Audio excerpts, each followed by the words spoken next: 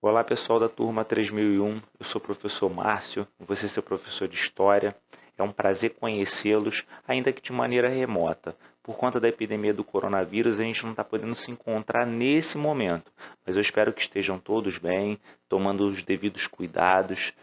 E eu estou gravando essa aula justamente para a gente recuperar o material já que já foi ensinado a vocês, ou também aquele material que vocês acabaram não vendo por conta do início da epidemia do coronavírus ou por conta do recesso do carnaval. Então, eu vou fazer um bate-bola desde a primeira aula até a semana atual para a gente começar, beleza?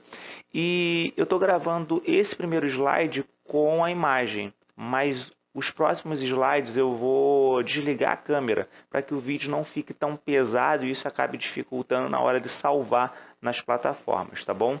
Então, um grande abraço e é um prazer conhecer vocês. Basicamente, nessa primeira aula, nós vamos discutir sobre o processo de colonização do Brasil. Mas para a gente entender, é preciso começar lá com a formação nacional portuguesa, passando pelo período das grandes navegações, e aí a gente vai falar sobre o Brasil pré-colonial, a fase que antecede a colonização de fato, e aí vamos terminar falando sobre a colonização do Brasil, como que se deu os assentamentos portugueses dentro do território nacional. Pois bem, Portugal foi o primeiro Estado moderno unificado da Europa. Embora hoje a gente olhe para o governo português, para Portugal, com uma certa ressalva, né, por conta do nosso passado colonial, Portugal, entre os séculos XV e XVI, era certamente o país mais desenvolvido da Europa. Toda a sua centralização ela começa no século XI, durante a chamada Guerra de Reconquista. Quando eu falo de centralização, eu estou falando sobre um governo organizado nas mãos de um rei, que tem o controle ali de todo o Estado. Então, assim, o Portugal, junto com a Espanha, são pioneiros nesse processo de centralização, que depois a gente vai chamar de absolutismo monárquico. Se você olhar a imagem, tem aí laranja o reino de Portugal, e na coloração aí roxo, lilás, azul, os reinos que compunham a Espanha. Então, no século XI, enquanto a Espanha era formada por 4 reinos, Leão, Castela, Navarra e Aragão, perdão, Portugal já era um reino unificado. E ele consegue surgir como reino por conta do enfrentamento contra os muçulmanos, que a gente pode ver aí ao andaluz no mapa, essa parte verdinha, né? Os muçulmanos invadem a Península Ibérica em 711 depois de Cristo e eles são expulsos definitivamente em 1492. Olha quanto tempo depois. Então, Portugal, para se manter como país, ele precisa sobreviver aos muçulmanos e também sobreviver aos desejos dos reinos espanhóis de anexar Portugal. Então, a gente está vendo aí esse pedacinho laranja que é, na verdade, o reino português tentando sobreviver aos muçulmanos e a ser engolido pela Espanha. Então, o primeiro rei de Portugal é o rei Dom Afonso Henriques, que entre 1139 e 1140 ele consegue, liderando ali, né, o condado portucalense, consegue montar um reino independente, independente da Espanha e tentando se livrar ali dos muçulmanos. A consolidação desse poder, né, político, social, econômico português, ela vai acontecer no século XIV durante a chamada Revolução de Avis. O que acontece no século XIV? O rei de Portugal, Dom Fernando, ele morre sem deixar herdeiros homens. E como em Portugal somente homens poderiam assumir o trono, isso causa um grande problema, porque o rei morre sem herdeiros homens e a sua filha, né, era casada com um rei espanhol, que era rei de Castela. E aí, o que acontece? O rei de Castela ele acaba se interessando por dominar ali o reino de Portugal e ameaça uma invasão de Portugal. Aí o que acontece? Dom João I, que era mestre da Ordem de Avis, né, por isso que a gente chama esse período de Revolução de Avis, ele vai enfrentar essa tentativa de invasão espanhola, e aí na Batalha de Aljubarrota, em 1385, Portugal, sob a liderança de Dom João de Avis, consegue barrar a invasão espanhola, e aí é declarado, né, incontestavelmente, a Batalha de Aljubarrota como o movimento de sobrevivência de Portugal frente a essa tentativa da Espanha de engolir o reino português. Bom, passada a Revolução de Avis, Portugal entra no século XV como um grande pioneiro na exploração marítima, e a gente vai entender o porquê. Vocês estão vendo aí o mapinha em verdinho? Essa região aí que tem um verde mais forte, mais concentrado, é o coração do Império Otomano. Tudo que está em verde nesse mapa foi o que entre os séculos XV e XVI foi dominado pelo Império Turco-Otomano, que era um império muçulmano de origem oriental. Essa parte que está aí mais verdinha é a parte da Turquia, onde ficava a cidade de Bizâncio. Era por onde passavam as caravanas terrestres para chegar até a Índia, que está no finalzinho do mapa ao lado direito. Então, era através da Índia que chegavam as especiarias, que eram os temperos, os perfumes, a seda, que eram tão cobiçados pelos europeus. E os grandes comerciantes europeus faziam essa rota atravessando a Europa, chegando até a Ásia para poder captar esses produtos. Mas o Império Otomano, ao dominar a região ali de Bizâncio, eles acabam bloqueando a rota. Alguns historiadores falam que eles não bloqueiam as rotas comerciais, mas que eles passam a dificultar, cobram mais impostos, não oferecem segurança para as caravanas. Essas caravanas acabam muitas vezes tendo prejuízos, tendo seus produtos furtados. Então, os europeus, para poder continuar comercializando as especiarias das Índias, precisam buscar uma nova rota de exploração. Então, assim, toda a exploração marítima portuguesa ela vai se basear na busca por uma nova rota, para que você não precise cruzar os territórios otomanos. Então, olhando aí para o mapa, você sabe que Portugal está no cantinho da Europa, no cantinho esquerdo. Eles vão começar a desenvolver uma rota marítima para contornar o continente africano e chegar às Índias sem passar pelos territórios dominados pelos otomanos. Dentre as razões que permitem que a gente possa considerar Portugal como uma pioneira na navegação, a gente pode destacar a posição privilegiada, porque Portugal já está encaixadinho ali no Oceano Atlântico, então é bem mais fácil navegar pelo Oceano Atlântico saindo de Portugal do que saindo da Espanha, da Itália, da França, da própria Inglaterra, que está bem ao norte. Então Portugal já tem uma posição geográfica privilegiada. Em Portugal você tem uma classe burguesa que ascendeu economicamente, principalmente depois da Revolução de Avis, e é justamente essa burguesia que vai financiar a construção dos navios, vai financiar a busca pelas especiarias da Índia. E aí nesse mapinha em especial a gente consegue ver ali a cidade de Calicut, lá no cantinho direito, que era justamente o local onde era o alvo, né, das caravelas, era o alvo da exploração econômica portuguesa, justamente chegar em Calicut. Uma outra questão importante para o pioneirismo português é a centralização monárquica. A partir do momento que Portugal tem um rei unificado, um rei forte, ele vai justamente controlar, com o apoio da burguesia, todas essas caravanas, todas essas rotas comerciais. Ele vai se interessar pelo controle disso, até porque isso traz riquezas para o reino. Então, em países que você tem uma centralização monárquica mais forte, isso acaba favorecendo a expansão marítima. E por último, não menos importante, o conhecimento adquirido pela escola de Sagres. A escola de Sagres, ela funcionava na residência do infante Dom Henrique, chamado Dom Henrique o Navegador, porque além de participar ali da tomada de Ceuta, a gente pode ver no mapinha aqui na parte de cima, Ceuta foi uma cidade africana tomada pelos portugueses como uma espécie de ensaio para você direcionar uma esquadra para o Oceano Atlântico.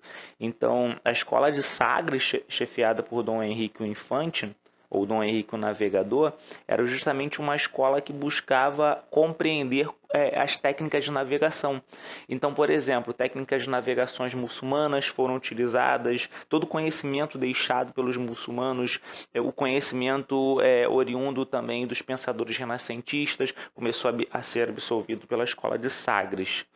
E dentre os principais navegadores, a gente pode destacar Bartolomeu Dias, que aí está na linha vermelha. Bartolomeu Dias chega até o Cabo das Tormentas, no finalzinho da África, e consegue desenvolver ali as técnicas para poder atravessar o Cabo das Tormentas, que tinha, o nome já diz, né?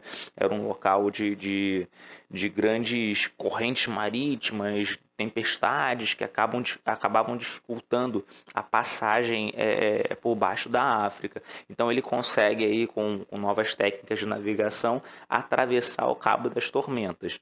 Depois dele tem o Vasco da Gama, que está na rota alaranjada. Vasco da Gama justamente consegue atravessar o Cabo das Tormentas e é o primeiro navegador português a chegar nas Índias, a chegar em Calicut, chegar a abastecer os navios e retornar para poder comercializar em Portugal.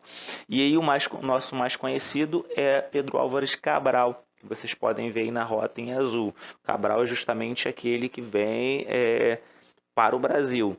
E depois do Brasil ele segue também para Calicut. Muitos historiadores discutem se essa chegada ao Brasil foi ou não acidental.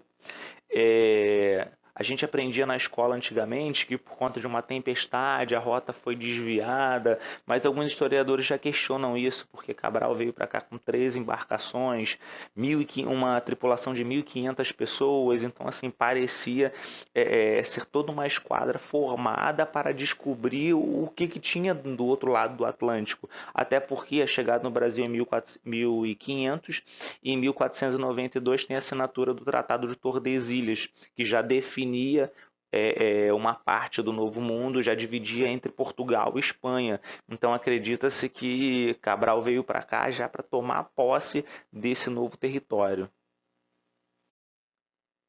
Então, realizada a descoberta do Brasil, a gente começa a separar a sua história em períodos. O primeiro período é o chamado período pré-colonial, que ele vai de 1500 a 1530.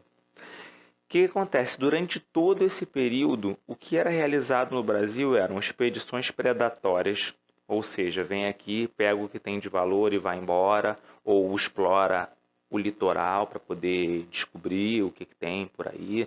E até quem já conheceu aquelas regiões como Cabo Frio, Arraial do Cabo, sempre encontra alguns marcos ali nessa região dessa passagem predatória dos portugueses.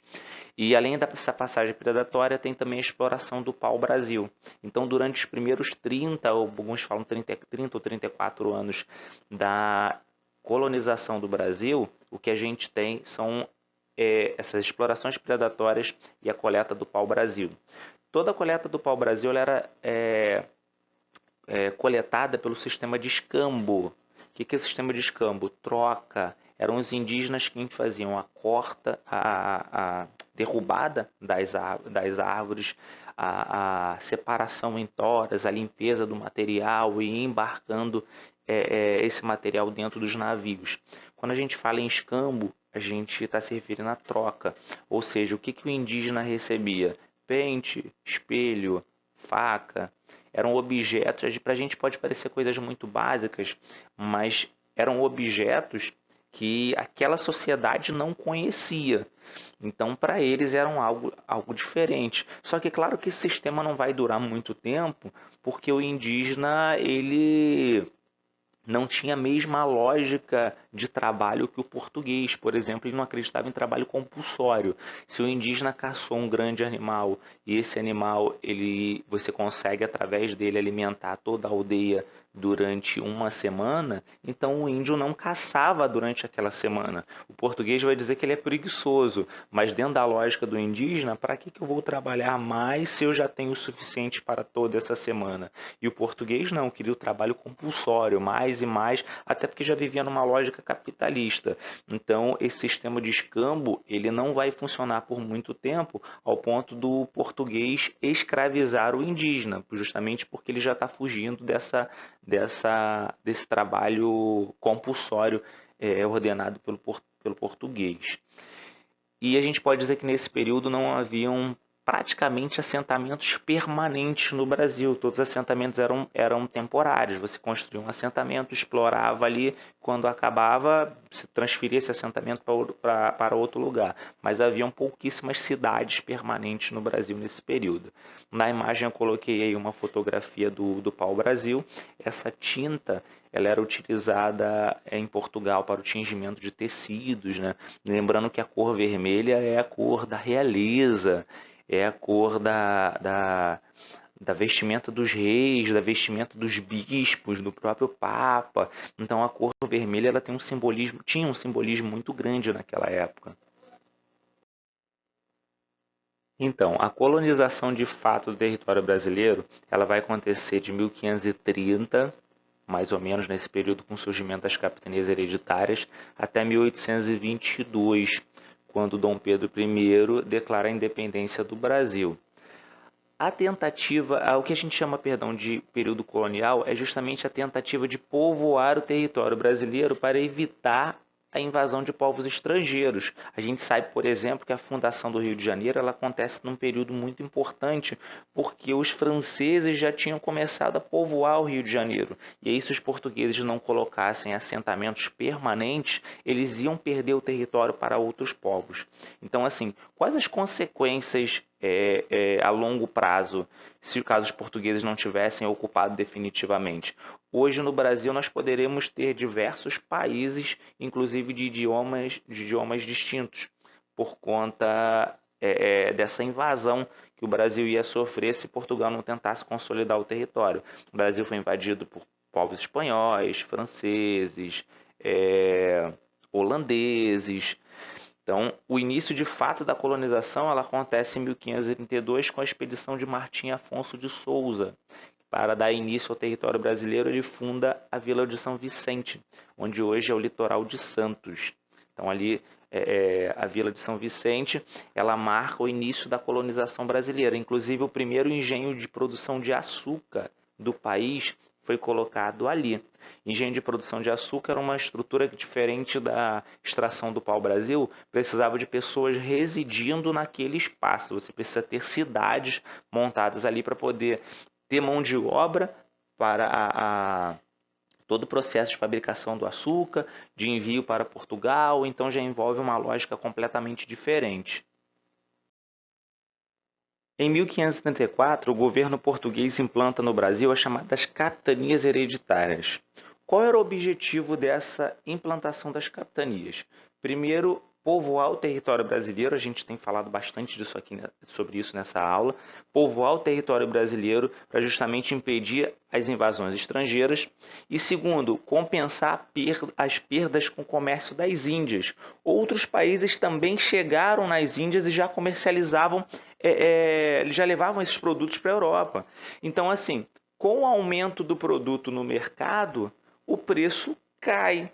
Então Portugal não tem mais o lucro que ele tinha antes com o comércio desses produtos. Então a lógica era direcionar toda a sua atenção para o Brasil, para ver se você compensava essa perda. Então, assim, na prática, as capitanias hereditárias dividiam o território brasileiro em 14 faixas. Alguns historiadores discordam, outros chegam a falar de 17 faixas de terra. Mas então, vamos trabalhar, vamos pensar nessas 14.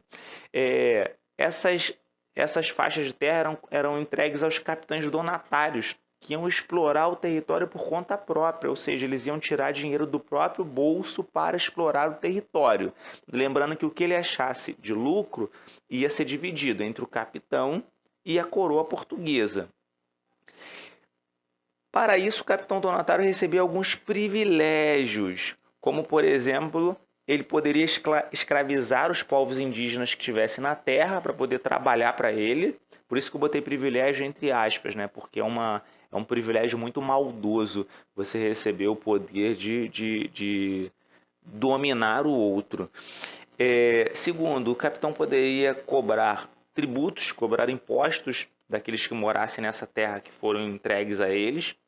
E ele poderia também explorar os recursos naturais. Se tivesse ouro, prata, pau-brasil, o que tivesse na terra ele poderia explorar, desde que pagasse também os seus impostos à coroa portuguesa. E por último, ele poderia conceder lotes de terras, que era chamado as seis Marias. Ele pegava a sua capitania, dividia em pequenos lotes e ia entregando esses lotes para os chamados seismeiros.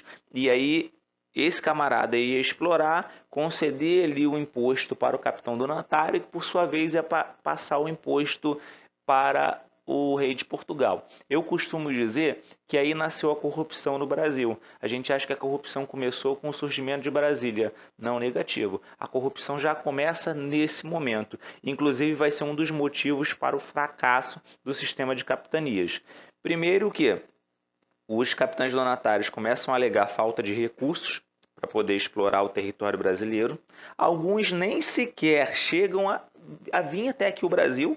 Muitos abandonam o território, abandonam a capitania hereditária e, como eu falei, nem sequer vinham ao Brasil, ficavam administrando à distância. Os ataques indígenas também dificultaram porque colocaram medo naquela população que estava se assentando aqui no Brasil. E tem a corrupção também, porque o rei de Portugal entendeu que o seismeiro já negava alguns impostos e por sua vez o capitão também escondia a parte dos seus rendimentos. Isso acabou causando um buraco nas economias portuguesas. Aqui eu coloquei uma imagem só para ilustrar isso que eu estou abordando com vocês agora. No meio a gente pode ver a linha do Tratado de Tordesilhas, que é de 1494. Eu cheguei a falar 1492 na aula, mas aí corrigindo, o Tratado de Tordesilhas é de 1494. Então ele traça uma linha que divide a parte portuguesa e a parte espanhola do continente americano. E aí a maioria do Brasil ficava sob a posse espanhola. Depois a gente vai falar na outra aula como que isso muda, quando a gente falar da União Ibérica. Então aqui você tem do lado direito essa divisão em faixas de terra, que eram as capitanias hereditárias. Tudo bem? Frente ao fracasso das capitanias hereditárias, a coroa portuguesa resolve criar o governo geral. Como é que isso funciona? Lembra das capitanias hereditárias no mapa que eu acabei de mostrar? Todas aquelas linhas vão sumir e tudo que pertence a Portugal no território brasileiro, que é somente aquela faixa à direita do Tratado de Tordesilhas, passa então a ser administrada por um governador geral, que ele tem o poder como uma espécie de vice-rei. Abaixo do rei ele manda em todos. Só que ele precisa estar no território. Então, enquanto os capitães donatários administravam à distância, o governo geral, representado aí pela figura de Tomé de Souza, ele vai controlar o Brasil através da sua presença em loco, da sua presença no território. É escolhida a cidade de Salvador como a primeira capital do Brasil durante o governo geral. Lembrando que o Brasil vai ter 3 capitais, né, que é Salvador, Rio de Janeiro e Brasília. Então a gente está no período aí que Salvador é escolhida como a primeira capital. E é nesse período também que começam a serem implantados, né, os engenhos de açúcar no Brasil. Depois da experiência, claro, da capitania de São Vicente e da experiência que Portugal já tinha com os engenhos de açúcar pelo seu território na África, os engenhos de açúcar são trazidos para cá, porque o açúcar tinha um alto valor comercial. Então, se o objetivo era povoar esse território e gerar renda para Portugal, nada melhor do que um engenho de açúcar, porque precisava de muita gente envolvida e o preço final era muito alto. Com o surgimento dos engenhos de açúcar no Brasil, acabam abrindo também a rota do tráfico negreiro no Brasil, porque você precisava de uma quantidade de pessoas muito grande para trabalhar no engenho, e os indígenas já começavam a fugir dos portugueses, se embrenhando na mata e aí deixando para os bandeirantes esse trabalho de entrar na mata para capturar o indígena. Então, assim, a tentativa de trazer o africano para cá, segundo os historiadores, era porque eram corporalmente mais fortes e não conheciam o território. Logo, não havia possibilidade de fuga. Claro que a gente vai ver que depois tem a formação dos quilombos e tal. Só que essa possibilidade de fuga era mais difícil, já que o cara vinha de uma outra região que ficava do outro lado do Oceano Atlântico. Pessoal, nós chegamos ao fim dessa aulinha. Ela serviu justamente para a gente fazer um bate-bola. Estamos chegando aí a quase meia hora. Eu espero que vocês tenham gostado. Qualquer dúvida, podem me procurar, deixar os seus questionamentos lá na plataforma, tá bom? E a gente vai passar a se encontrar semanalmente, então. Um grande abraço.